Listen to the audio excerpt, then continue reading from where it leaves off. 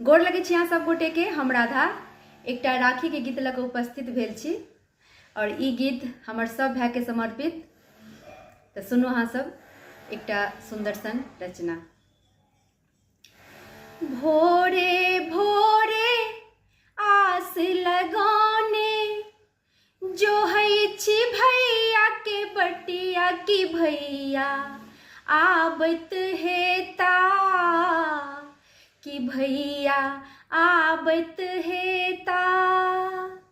भोरे भोरे आस लगाने जो है छी भैया के बटिया की भैया आबत हेता कि भैया आबत हेता।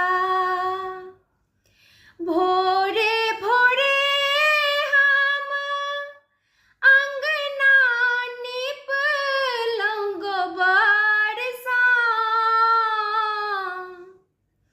नहाए सोनाए हम सजलौं सिंदूर ठोप सा। भोरे भोरे हम अंगना निपलौं गोबर सा नहाए सोनाए हम सजलौं सिंदूर ठोप सा। थाली सजेलौं अक्षत रखलौं राखी कुमकुम मिठाई की भैया आबत हेता कि भैया आबत हेता। भोरे भोरे आस लगाने जो है छी भैया के बटिया की भैया आबत हेता कि भैया आबत हेता। भोजन बनेलौं हम खीर पूरी पकवानिया बड़े बड़ी सा हम लगेलौं सचारिया। भोजन बनेलौं हम खीर पूरी पकवानिया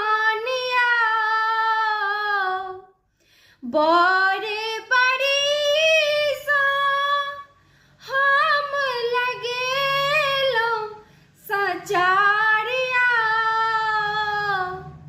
दही मेवा और रसगुल्ला रखलौं प्लेट सजा क कि भैया आबत हेता कि भैया आबत हेता। भोरे भोरे आस लगाने जो है छी भैया के बटिया की भैया आबत हेता कि भैया आबत हेता। रेशम के डोरी जूनी बुझियो भैया हमारिया राखी के पवित्र धागा होई छै बड़े अनमोलिया। रेशम के डोरी जूनी बुझियो भैया हमारिया राखी के पवित्र धागा होई छै बड़े अनमोलिया। बान्हब राखी स्नेह लुटायब हरखित होयत जियरा कि भैया आबत हेता कि भैया आबत हेता। भोरे भोरे आस लगाने जो है छी भैया के बटिया कि भैया आबत हेता कि भैया आबत हेता। धन्यवाद सब गोटे के, और अग्रिम बधाई शुभकामना सब भाई बहन के राखी के।